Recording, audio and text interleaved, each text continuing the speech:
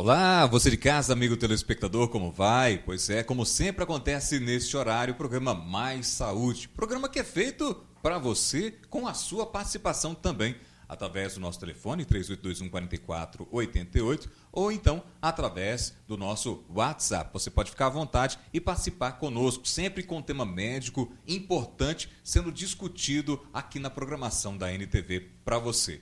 Como sempre, programa que é feito com a sua participação. Bom, e hoje nós estamos recebendo aqui em nosso primeiro bloco o Dr. Eduardo Almeida. Ele é anestesista, atende no Hospital Vera Cruz e também no Hospital Regional Antônio Dias, aqui em Patos de Minas. O nosso primeiro assunto é sobre anestesia, os mitos e verdades sobre esse procedimento. O que pode, o que não pode, como deve ser feita, portanto, anestesia. Doutor, obrigado pela sua presença, pela sua participação. E realmente, tem muito mito em cima da questão da anestesia. Tudo bem com o senhor? Boa noite. Tudo ótimo, boa noite. Eu que agradeço o convite. Bom, já falando em relação à anestesia, por que as pessoas têm tanto medo de anestesia hoje?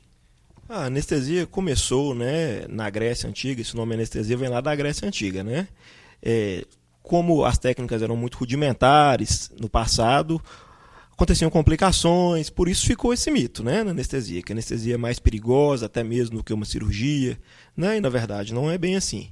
Hoje as coisas estão bem mais seguras. E o que é a anestesia? Bom, anestesia vem do vocabulário grego, né? É a ausência total de dor e consciência durante um procedimento cirúrgico, né? A anestesia ela pode ser de várias formas.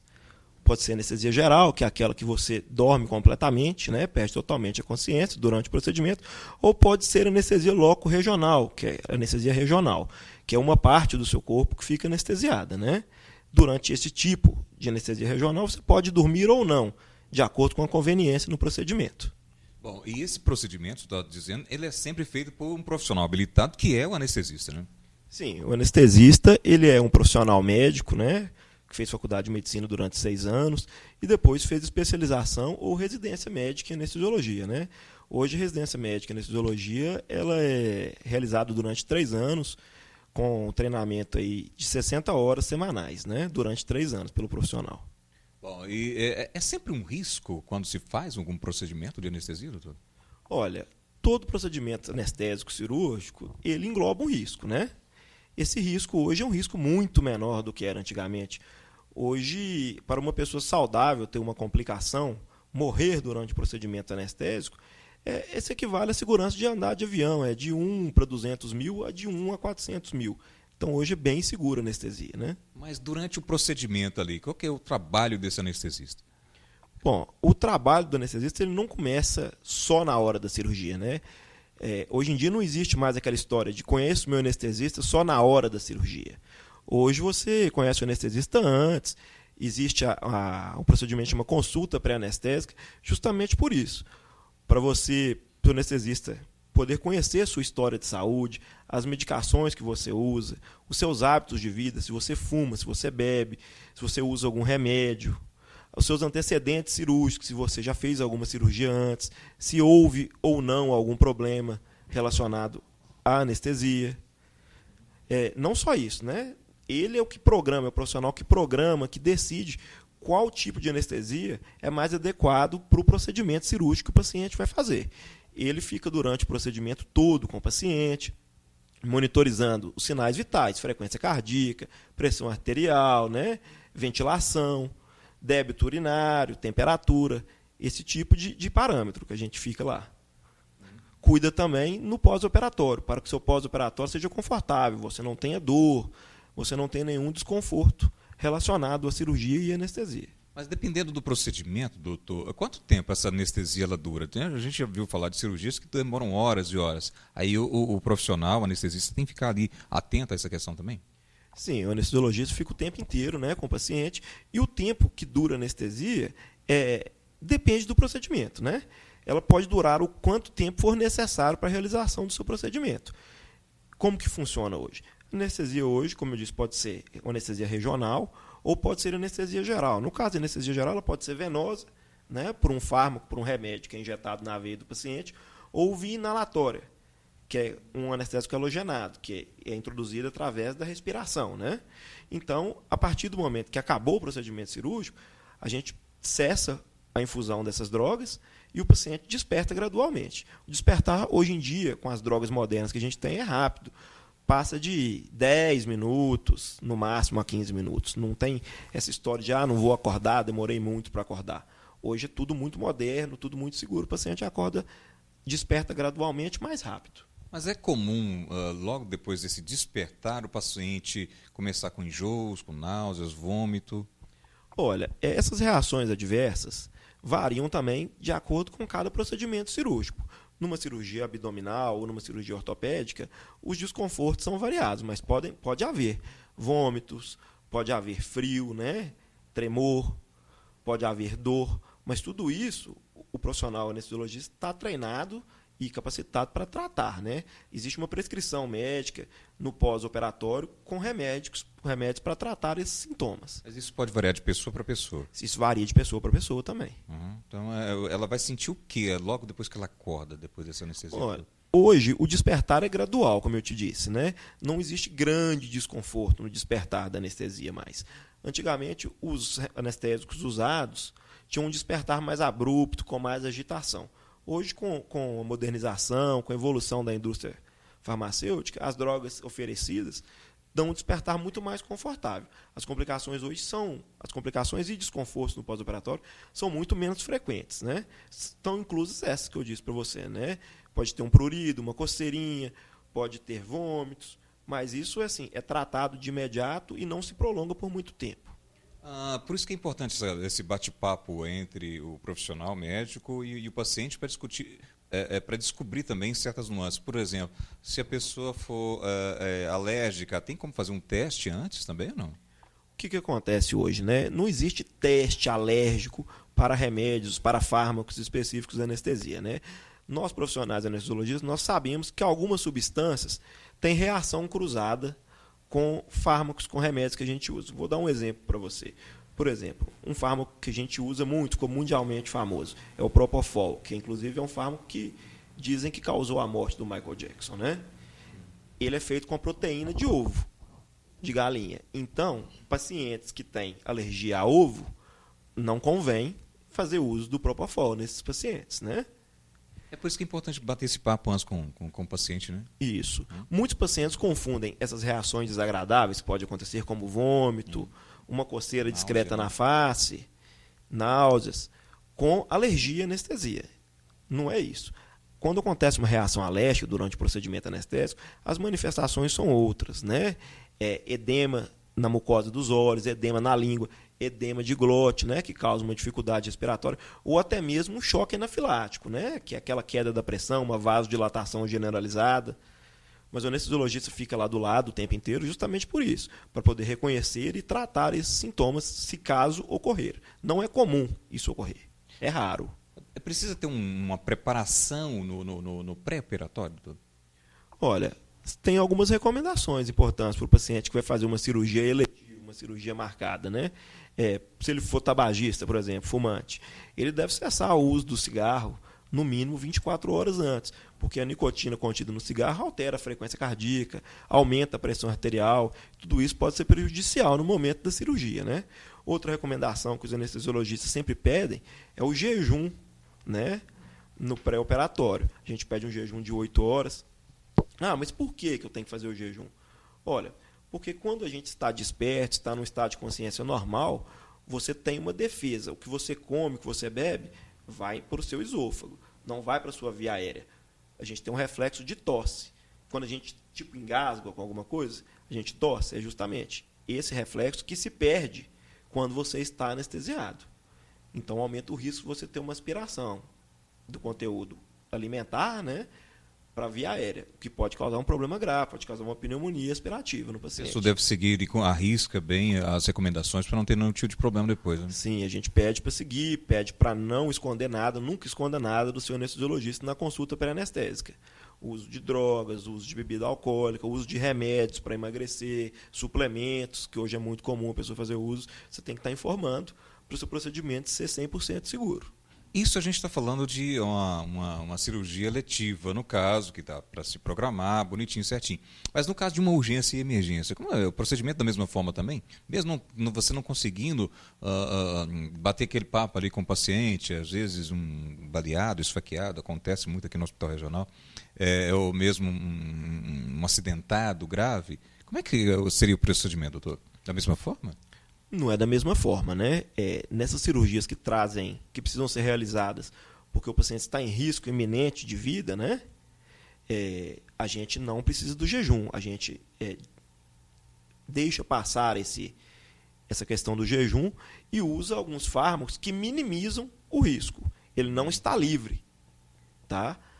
de ter uma broncoaspiração. Mas como ele precisa operar, o risco supera, né, esse benefício do jejum. Uhum. Então a gente acaba não fazendo as cirurgias de urgência e emergência, a gente não precisa do jejum. Tá? Apenas nas marcadas. Aquela questão da verificação dos sinais vitais, por exemplo, se a pessoa tem ou não pressão alta, também é importante. É importante, né?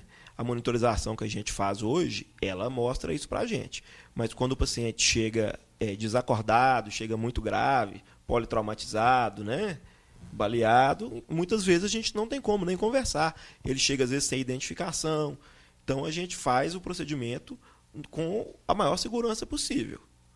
Mas o risco é aumentado nesses casos. Ok, bom, nós estamos batendo aqui um papo bastante interessante falando a respeito de anestesia com o doutor Eduardo. Acho que é interessante porque é para desmistificar mesmo em relação à questão da anestesia. Tem muita gente que acha que o risco é grande, é muito perigoso, e o doutor está nos passando aqui alguns detalhes bastante interessantes, importantes, para que você possa, se for necessário passar por algum procedimento cirúrgico, possa ficar um pouco mais tranquilo. Olha, vamos fazer o seguinte, vamos para um intervalinho, já a gente retorna aqui, batendo esse papo, falando a respeito de anestesia e continuando essa nossa conversa com o doutor Eduardo. Um instantinho só, já, de volta com você.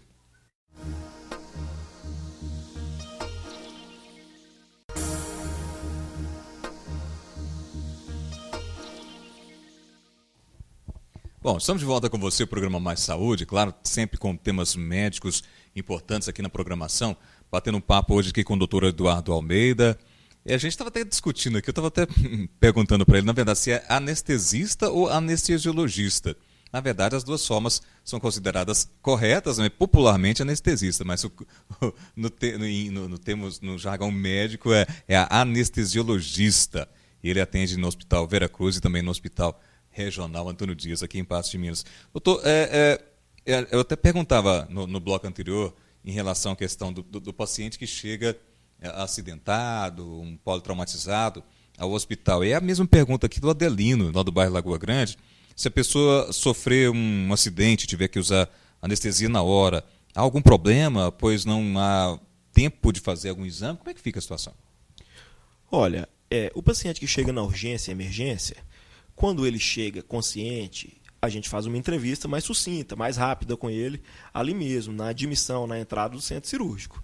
Agora, já o paciente que chega inconsciente, muitas vezes ele já chega entubado pelo serviço de urgência e emergência, não há como a gente fazer essa entrevista. Se houver um acompanhante, né, um responsável que saiba alguma coisa da história de saúde, a gente pergunta para poder minimizar o risco. Agora, de fato, as cirurgias de urgência e emergência, elas têm um risco maior, né, do que as cirurgias eletivas. Porque na cirurgia eletiva há todo um preparo, né? Na urgência e emergência, muitas vezes, não há. Bom, o senhor falou da anestesia inalatória, né? E também tem a famosa RAC, que é aquela na coluna. O que é a diferença básica entre uma e a outra? Olha, a anestesia inalatória é um tipo de anestesia geral, né? O paciente adormece, perde totalmente a consciência, né? Perde totalmente os reflexos. A RAC anestesia, é uma anestesia loco-regional, uma anestesia regional, né? Ela é feita no sistema nervoso central, né? E ela vai funcionar em uma parte determinada do corpo, nas pernas, no abdômen inferior, né?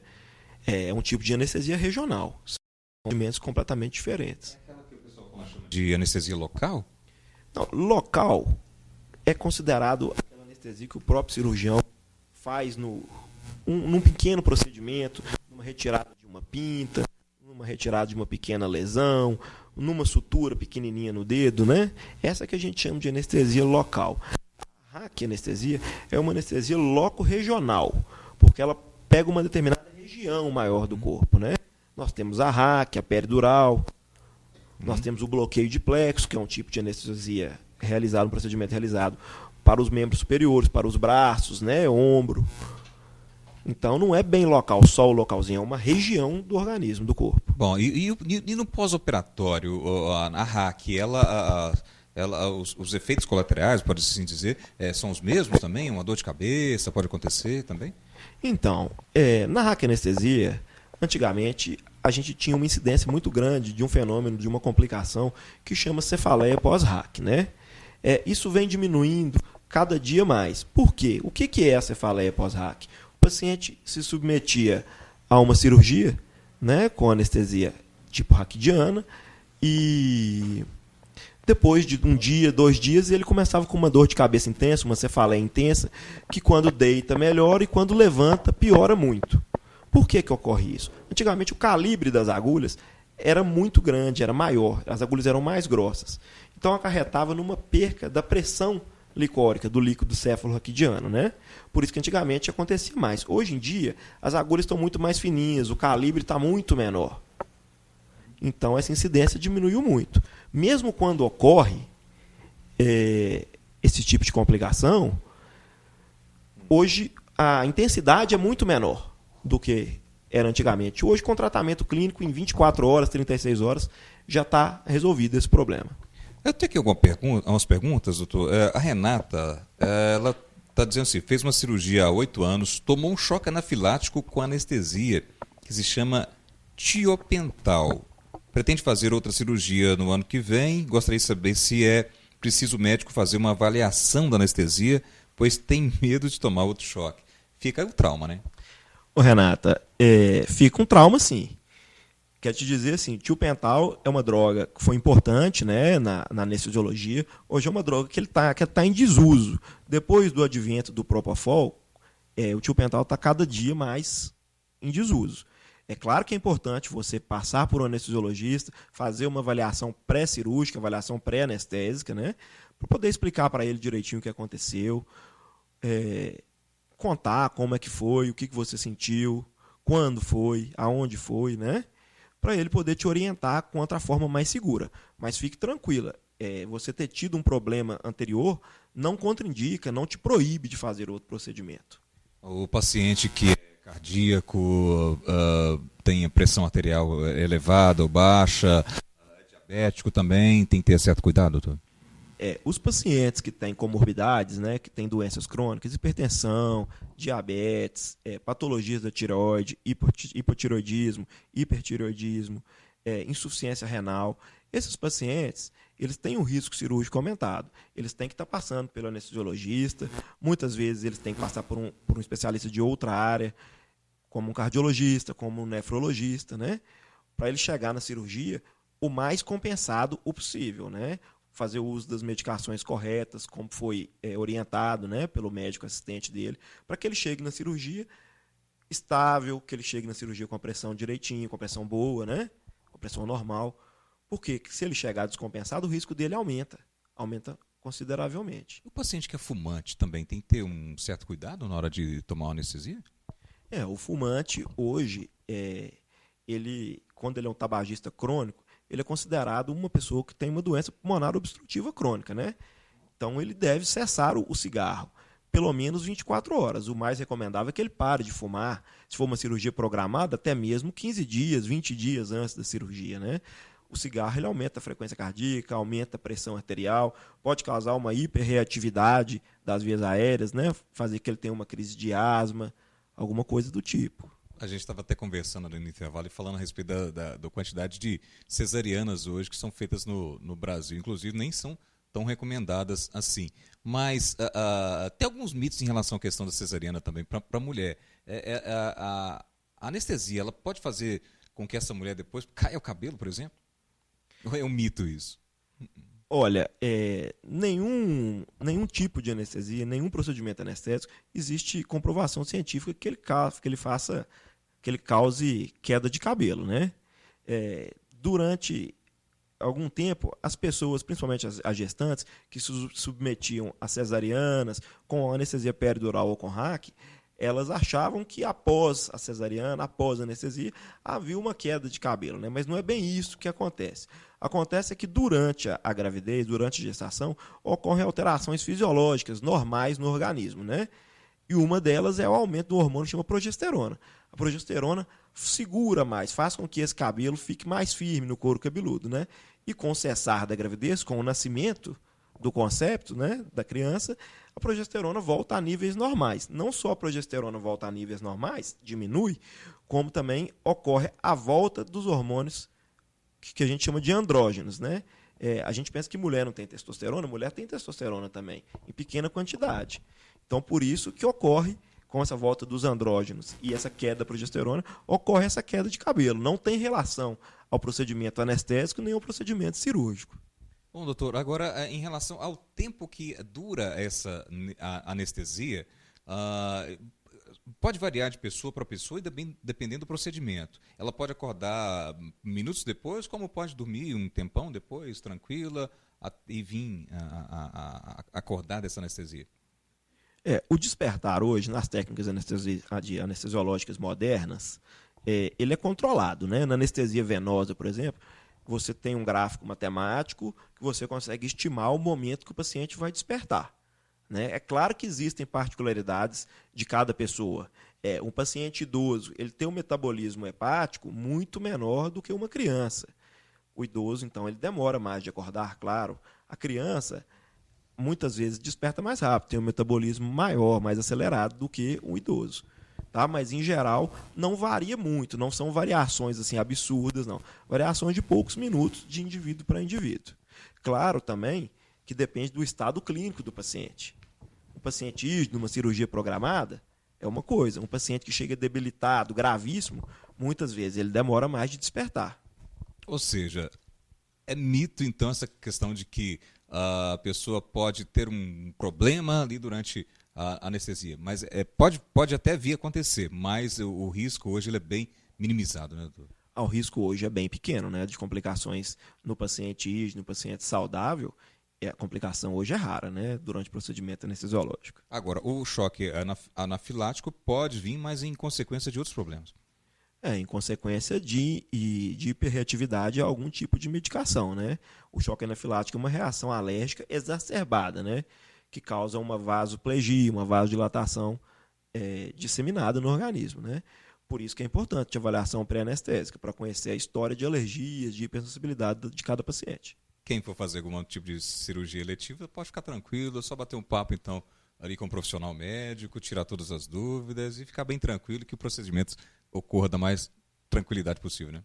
Com toda certeza. Você que vai fazer uma cirurgia programada, que fez os exames pedidos no pré-operatório, fez a sua consulta pré-anestésica com o profissional anestesiologista, você tem pouquíssima chance, quase nula, de ter complicações.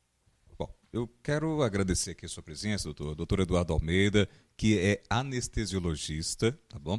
E atende no Hospital Vera Cruz e também no Hospital regional aqui em Patos de Minas. A gente tentou aqui durante essa meia hora bater um papo sobre a questão da anestesia e desmistificar um pouquinho aí essa questão. Eu quero agradecer a sua presença e deixar aqui, claro, também à disposição para que a gente o senhor possa retornar aqui outras vezes e esclarecer aí a comunidade, esclarecer ao nosso público aqui mais um pouquinho em relação a esses mitos, né, e crenças e verdades em relação à questão da sua especialização. Doutor, obrigado mesmo de coração. Eu que agradeço o convite, fico à disposição aí. Muito obrigado. Bom, e daqui a pouquinho nós vamos estar também conversando com o Dr. Douglas Magalhães de Paula, que é mestre em reabilitação oral, para falar sobre a cirurgia bucomaxilofacial. Também quero até saber do Dr. Douglas depois também em relação à questão da anestesia, quando se vai fazer um tratamento dentário, tá bom? Vamos falar no intervalo e já a gente retorna aqui com o programa Mais Saúde. Um intervalinho só.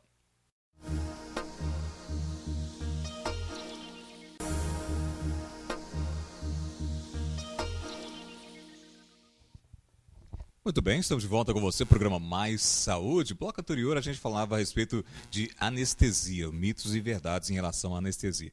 Agora, nos próximos 2 blocos, nós convidamos aqui o Dr. Douglas Magalhães de Paula. Ele é mestre em reabilitação oral pela Universidade de Uberlândia, é professor do Centro Universitário aqui de Paços de Minas, especialista em bucomaxilofacial e membro do Corpo Clínico de Cirurgia do Hospital Nossa Senhora de Fátima. Tudo bem com o senhor, doutor? Boa noite. Boa noite, tudo bem. Bom, primeiro a gente quer explicar para o público, parece um palavrão, né? Bucomaxilofacial. Mas o que é esse tipo de cirurgia? Na verdade, a cirurgia bucomaxilofacial é uma especialidade da odontologia que envolve o tratamento de pacientes traumatizados de face, pacientes que têm alguma patologia na área da face, do terço médio inferior de face, e também trata as deformidades de crescimento do complexo maxilar, né, da maxila e da mandíbula. Mas quando se fala em face, inclui também a questão do pescoço, da cabeça? Na verdade, é uma área que está associada também ao cirurgião cabeça e pescoço, aí já é uma área médica. Então, na verdade, a cirurgia bucomaxilofacial envolve o tratamento do terço médio e inferior da face. Cabeça e pescoço já é uma especialidade médica. Bom, aí surge uma questão de um procedimento novo, que é a cirurgia ortognática. O que é, na verdade, essa cirurgia ortognática? Na verdade, a cirurgia ortognática é justamente um procedimento cirúrgico que envolve o tratamento da correção das deformidades de crescimento da maxila e da mandíbula. Para corrigir, para tratar aqueles pacientes que têm o desenvolvimento da mandíbula exacerbado, que a gente chama de macrognatia, ou ao contrário, né, que não tem um pouco de desenvolvimento da maxila ou da mandíbula. Nesses casos é que é recomendado esse tipo de cirurgia? São só nesses dois casos? Na verdade, é isso mesmo. A cirurgia ortognática ela trata problemas adquiridos também, pode ser problemas derivados a traumatismo, né, fraturas, que geram sequelas que levam à necessidade de uma cirurgia ortognática. Mas na sua maioria das vezes, para corrigir problemas congênitos, né, hereditários. Né? E a pessoa já nasce com essa deformidade, isso pode ser corrigido depois, a partir de que idade, quanto tempo já pode ser feita essa cirurgia? A cirurgia ortognática ela tem a sua indicação a partir, o que se indica é a partir do final do crescimento dos ossos da face. Depois que houve o crescimento final dos ossos da face, é que é indicado o tratamento com a cirurgia ortognática. Mas como é que você detecta esse tipo de problema, doutor? O pai tem que observar, a mãe observar ali? É isso mesmo, porque é uma deformidade que ela é observada no desenvolvimento do indivíduo, né? Então, isso pode ser observado pelos pais no crescimento da criança, né? E também se tem que observar se isso é um problema já familiar, observar os antecedentes familiares, se tem o queixo mais prolongado ou tem um queixo muito retraído. Então, isso pode ser observado pelos pais. Mas o ideal é que haja uma avaliação clínica, né, que procure um profissional, que faça uma avaliação da face, do crescimento dessa face, se ocorre alguma desordem, alguma desarmonia desse crescimento. Mas é um procedimento considerado tranquilo? Sim, hoje o procedimento é feito em ambiente hospitalar, sob anestesia geral, como a gente acabou de escutar o Dr. Eduardo aqui. Hoje a anestesia ela é muito controlada nesse sentido de risco, né? E a cirurgia ortognática também é uma cirurgia que hoje, com o desenvolvimento das técnicas de fixações rígidas, hoje a gente usa parafusos, placas de estabilização dessa osteotomia, né? Então, isso faz com que exista uma alta previsibilidade de sucesso e um baixo risco para o paciente. Mas como é que funciona, doutor? O paciente é necessário, depois da cirurgia, usar algum tipo de aparelho também? Esse planejamento da cirurgia ortognática ela é feito entre profissionais da área da cirurgia bucomaxilofacial e do ortodontista. Esse paciente ele passa por uma avaliação facial pelo cirurgião e esse cirurgião ele discute o planejamento com o ortodontista, que ele coloca o aparelho no paciente, o aparelho ortodôntico, para fazer o posicionamento dos dentes de acordo com a sua estrutura óssea, e depois que esse preparo ortodôntico foi realizado, o paciente passa pela cirurgia. Então, após a cirurgia, continua com o aparelho ortodôntico que a gente chama de afinamento ortodôntico, né? Para finalizar o caso, para deixar os dentes na posição correta. Os benefícios não seria, além, claro, de estético, na questão da mastigação também? Principalmente isso. A cirurgia ortognática, ela é uma cirurgia tida como um procedimento funcional. Ela é muito usada hoje para o tratamento da apneia. Pacientes que têm o micrognatismo, o queixo muito para trás, isso leva também a musculatura da base da língua, o miloiode, o estiloiode, o estiloglosso, para a região posterior. Então isso faz com que o espaço aéreo posterior diminua e causando a apneia.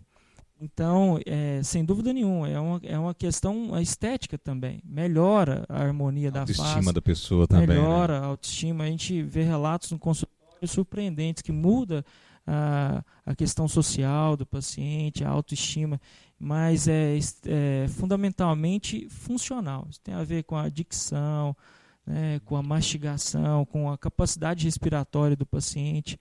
Até da deglutição, né? Deglutição da pessoa também, né? Deglutição, sim. Mas tem algum caso em que essa cirurgia ela não é indicada? Sim, pacientes que têm problemas sistêmicos graves, descontrolados, né? Pacientes que têm uma idade já avançada, que o risco-benefício já não é tão favorável, a gente não indica esse tipo de cirurgia. Inclusive, nós temos aqui alguns vídeos, Adriana, por favor, coloque na tela para a gente, por favor, do procedimento, né? Naquele caso ali, doutor, eu queria que o senhor explicasse para a gente. Pode ir pausando, Adriana, por favor. Esse caso é até uma paciente que ela estava ansiosa para saber quando seria a demonstração do caso dela, porque ela mesma passou um relato muito interessante que a vida dela mudou. Essa paciente ela tinha um distúrbio de apneia do sono, ela não dormia bem, essa é a foto do antes da cirurgia. Você vê que ela tem uma face cansada, né?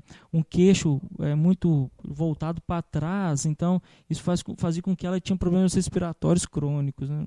E então, após a cirurgia, a gente constatou, ainda ela está em pós-operatório, tem 4 meses de cirurgia, ela já consegue observar. Esse é o planejamento que a gente faz, todo um planejamento traçando uma análise cefalométrica do paciente para saber o quanto que tem que avançar, qual que é a posição que a maxila e a mandíbula tem que ficar, né?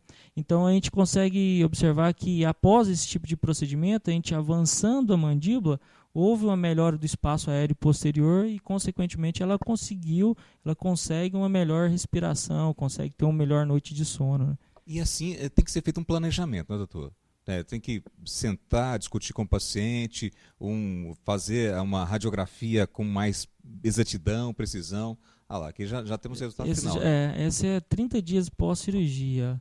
Então ela ainda encontra levemente edemaciada, mas ela já consegue ter um perfil facial mais harmônico. A próxima foto é a foto de perfil, já consegue perceber que houve uma melhora na posição em relação ao queixo dela. Então isso faz com que o paciente tenha uma melhora, né? Uma melhora substancial. Essa aqui que está sendo mostrada agora, né? Justamente essa. E esse procedimento, ele deve ser feito no hospital ou pode ser feito a nível de ambulatório na própria consultório do dentista? Sempre a nível hospitalar, sob anestesia geral. É uma cirurgia que envolve aí de 3 a 4 horas de cirurgia, quando se trabalha maxila, mandíbula. Então é sempre esse já é o caso da bichectomia. Ok, então tá bom, Adriana, obrigado. Bom, Adriana, no caso é um procedimento a nível hospitalar. Uhum. Em cima daquele pré-operatório que deve ser feito com cuidado, com calma também, uma cirurgia que tem que ser bastante, porque é programada também, né? Sem dúvida nenhuma. Você tocou no assunto dos exames complementares. Hoje a gente trabalha com as tomografias computadorizadas, imagens em 3D, o que facilita muito o planejamento e torna o procedimento mais previsível. Então, há 20 anos atrás, 2 décadas atrás, essas cirurgias eram feitas de forma que o paciente tinha que ficar com a boca amarrada durante 30, 40 dias. Então, era um pós-operatório muito ruim para o paciente. Hoje não. É difícil para se alimentar, né? É complicadíssimo. O paciente, às vezes, Agora tinha que fazer não, uma assim. sobredieta, ela teria que engordar para depois fazer a cirurgia. Hoje não, hoje a gente consegue, através das fixações com placas de titânio, o paciente já sai ocluindo normalmente. Então, assim, ele tem um pós-operatório com a morbidade, um pós-operatório mais tranquilo. Bom, nós até já adiantamos ali o nosso próximo assunto, que é a questão da bichotectomia, meu Deus do céu, bichectomia. Até trava-língua também. O nome é complicado também. É o nosso próximo assunto para daqui a pouquinho, tá bom? Um intervalinho, já já a gente volta.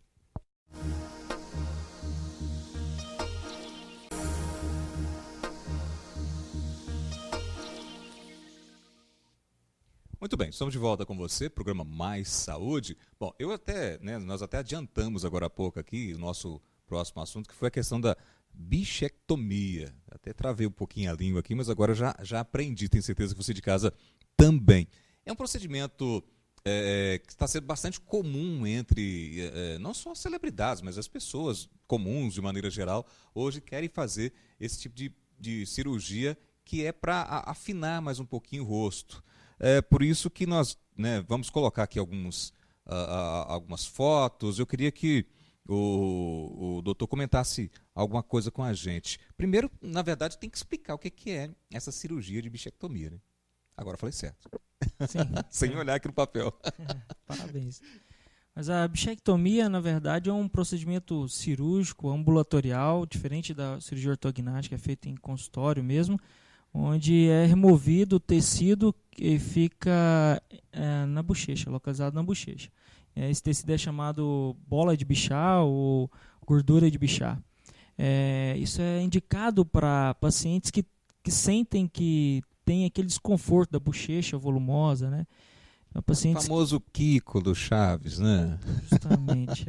Pacientes que têm aquela noção assim, se eu engordar meio quilo, meu rosto fica redondo. Ou se eu emagreço muito, eu faço uma dieta regular, eu perco peso, mas ainda o meu rosto fica redondo.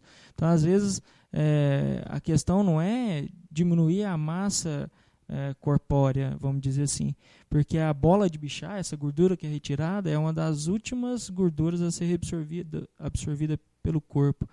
Então, muitas vezes não adianta essa dieta, né? Na verdade, a bola de Bichat ela tem que ser removida. Pode ser feito tanto em homem quanto em mulher?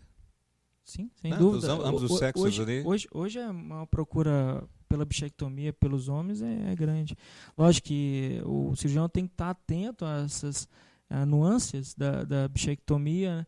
De forma que não tire aquele sinal característico que diferencia o homem da mulher. O homem tem um rosto mais robusto. A bichectomia ela gera um afinamento do rosto, então tem que ser bem avaliado para ser bem indicado. Mas não faz mal nenhum retirar essa gordura, doutor? Tipo a vesícula hoje? Não tem nenhum malefício em remover a bola de Bichat. A bola de Bichat ela tem a função fisiológica no ato da amamentação. Se você observar o recém-nascido, ele tem uma bochecha redonda, volumosa. É verdade. Por quê? Isso é justamente pelo fato da presença da bola de Bichat.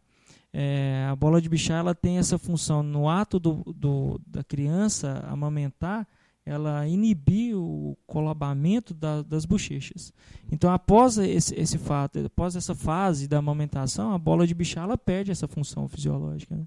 Ok, bom, nós temos aqui também algumas imagens, né, Adriana? Por favor, coloque na tela para a gente.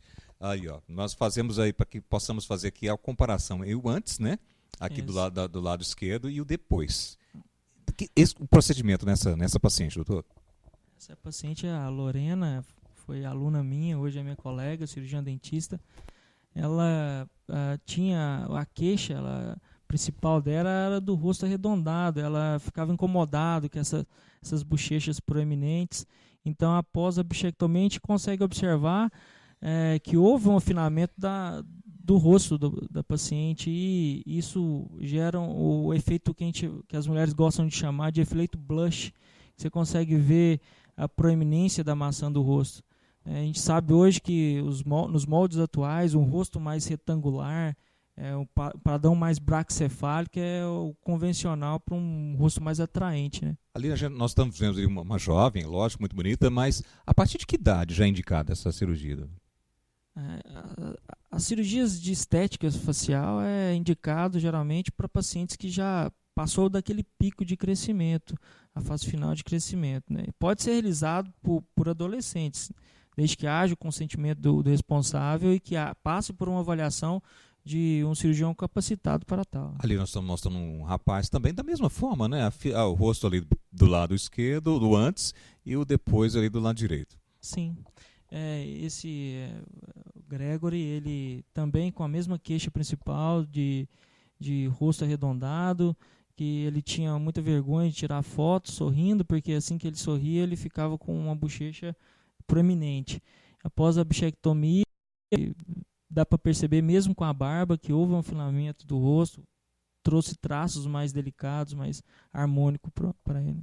Mas no caso da maçã do rosto ser bastante saliente também, melhora nessa questão?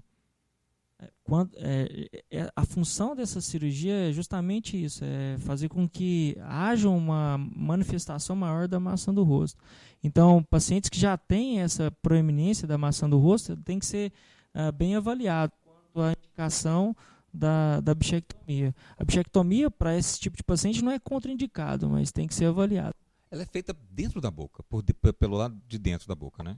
Justamente, através de uma anestesia local, a anestesia que é feita para a extração de terceiros molares, de siso, anestesia comum em consultório odontológico, e ele é feito através de uma incisão na bochecha, em torno de 2 milímetros, é removida então essa bola de bichar e após essa remoção é realizada uma sutura, duas suturas, que é removida com 7 dias após o procedimento. É como se fosse uma extração de um dente mesmo, mais ou menos parecido com isso, o procedimento. Tem algumas peculiaridades. A bola de bichar ela fica bem próxima à glândula parótida, o ducto da glândula parótida. Essa glândula é responsável pela salivação, uma das responsáveis pela salivação na boca.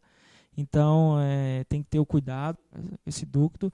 E também fica próximo à terminação do nervo facial, a sensibilidade na área da face. A menina que tem esse tipo de problema e quer ficar mais bonita, é claro, evidentemente, não pode simplesmente fazer a cirurgia hoje e achar que amanhã já vai estar tudo legal. Tem todo um tempo para recuperação no pós-operatório também, né? E cuidados especiais também, né? Sem dúvida. É uma cirurgia que o que a gente consegue observar em consultório é que o paciente ele não relata dor exacerbada, queixoso de dor. O que observa-se é um inchaço no pós-operatório, esse inchaço leva de 2 a 3 dias, mas requer um pós-operatório com cuidados, que leva um cuidado absoluto nos primeiros 2, 3 dias. Após isso, um exercício leve, a partir do 7º dia. Agora, exercício como academia, esporte de contato, só a partir da 3ª semana. Mas há possibilidade de voltar depois? Não. Já que são bolas de gordura? Existe esse mito, né, de que se o paciente engordar, pode ocorrer o retorno dessa bola de bichar. Na verdade, isso não acontece. O que acontece o paciente ele pode engordar e pode aumentar, assim, alguma coisa no sentido da circunferência da face, mas a bola de bichar ela não volta. Mas com o envelhecimento natural da pessoa, da face ali, ela vai ficando, o rosto vai ficando flácido depois. Não pela questão da retirada da bola de bichar em si. Ela fica, na verdade, posicionada entre 2 músculos, o músculo masseter e o músculo bucinador. E então, com a remoção, há um reposicionamento desse músculo, o que não interfere na pele. A cirurgia ela é feita exclusivamente pelo cirurgião dentista? Tem que ter alguma especialização nesse caso também? Bem, é recomendado que se faça com especialista. O que a gente está observando hoje é um boom da bichectomia que vários profissionais estão realizando. É indicado que procure um especialista e os cirurgiões plásticos também fazem esse procedimento também. Agora, o resultado ele já é percebido logo depois de quanto tempo, mais ou menos? Uns 30 dias já? A princípio, o resultado ele pode ser observado a partir da segunda semana. Você começa a observar o afinamento, a diferença do delineamento do rosto. Mas o resultado final ele só pode ser constatado após 6 meses da cirurgia. Uhum. Mas não atrapalha na questão da mastigação depois? Quando você tira essas bolas de bichar? Pelo contrário, não atrapalha. Pacientes que têm aquele hábito de morder a bochecha ao mastigar, é indicada a bichectomia. É o que a gente chama de bichectomia funcional. Porque esse tipo de procedimento ele é indicado principalmente por questões estéticas, mas o paciente, quando ele tem aquele hábito de morder a bochecha ao mastigar, quando se remove essa bola de bichar, essa gordura de bichar, você diminui a compressão do músculo bucinador, na verdade do músculo masseter, entre os dentes, e isso diminui esse hábito de morder a bochecha. Mas nem sempre essa cirurgia ela é indicada em alguns casos. Tem contraindicação? A contraindicação é quando o paciente tem uma flacidez de face muito exacerbada. Pacientes que têm alguma alteração de elasticidade facial. Então, nesses casos, aí é indicado um lifting facial, talvez ele conseguiria um melhor resultado do que comparado com a bichectomia. Agora, o risco, o senhor estava dizendo, ele é bem minimizado também. O risco no procedimento cirúrgico, que dura o quê? Quanto tempo, mais ou menos? 1 hora? Ela é considerada uma cirurgia de baixo risco, né? Desde que se faça com uma boa avaliação pré-operatória, uma boa análise do paciente em si. A literatura às vezes indica até a ressonância magnética da área para ver qual é a quantidade de gordura, de bola de bichar que existe para cada paciente. Agora, o procedimento em si ele dura 30, 40 minutos. É um procedimento de baixo risco. É bem tranquilo. Tranquilo, também, né? Tranquilo. Nós falávamos da questão da anestesia, aquela dormênciazinha normal, sem problema. Normal, anestesia local, é minimamente invasivo o procedimento. O que a gente relata assim, que é desconforto normal é o inchaço, que é o inchaço parecido com aquele quando a gente tira o siso, os terceiros molares. Né? Mas não é um procedimento altamente invasivo que dá uma morbidade ruim para o paciente. Né? Seguir, é claro, as recomendações do cirurgião dentista, ou tomando ali o anti-inflamatório corretamente. Um gelo também ajuda na questão do inchaço também? Sem dúvida nenhuma, é recomendado gelo nas primeiras 48 horas, prescrito analgésicos e anti-inflamatórios nesses casos. Para fazer a cirurgia, a pessoa tem que estar bem de saúde, logicamente, né? Sem dúvida. É protocolar a gente pedir hemograma, fazer uma análise da história médica desse paciente, se ele não tem nenhum problema de anemia subclínica, se não tem nenhuma alteração quanto ao poder hemodinâmico, né? Se ele não tem nenhuma doença de base, como diabetes, hipotiroidismo, hipertensão. Sem dúvida nenhuma, a anamnese, um conhecimento clínico desse paciente é importante. Bom, por isso que é sempre importante consultar, né, um profissional qualificado que possa fazer esse procedimento na maior tranquilidade possível, que ele possa voltar para casa, né, esteticamente melhor e também melhorando também a questão da mastigação, enfim, autoestima elevada. Sem dúvida, sem dúvida. É um ganho substancial, é uma coisa que realmente vem ao benefício do paciente, mas desde que seja feito com critério, né? Porque hoje a estética está na evidência, mas a estética ela só tem um resultado satisfatório quando ela é feita com responsabilidade, quando é bem indicada. Tem aumentado muito esse tipo de procedimento aqui em Patos também? Muito, muito. Está na evidência. Nós estamos num boom da bichectomia. Sem dúvida. Os profissionais estão sendo preparados para isso também, né? Sim, nós de Patos de Minas, nós nos gabamos por ter uma odontologia de excelência, profissionais da área da cirurgia oral bem capacitados, sem dúvida. Bom, eu, claro, não poderia deixar de mencionar que o Centro Universitário de Patos de Minas está agora com curso de odontologia, com certeza vai ser excelência em termos de ensino aqui em nossa Patos de Minas e também na nossa região, e é um curso maravilhoso, né, com uma perspectiva realmente muito boa de trabalho também. Né? O profissional, o dentista, o odontólogo, pode atuar em várias áreas também. Né? Sem dúvida, foi bom você tocar nesse assunto, porque Está sendo uma expectativa muito grande que nós do corpo docente temos em relação ao curso. É um projeto muito bonito, muito responsável, que tende a trazer bons profissionais formados na área da odontologia em Patos, e sem dúvida nenhuma nós vamos colher muitos frutos com esse curso que iniciou agora nesse meio do ano agora.